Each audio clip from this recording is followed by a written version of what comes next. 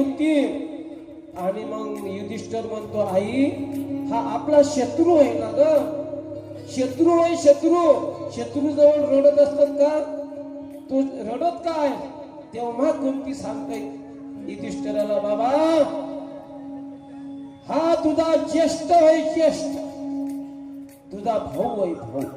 हा तू आजपर्यंत का सांगितलं नाही, तर तो सूर्यपुत्र होय, त्यामुळे तुला हे गोष्टच नाही काढली.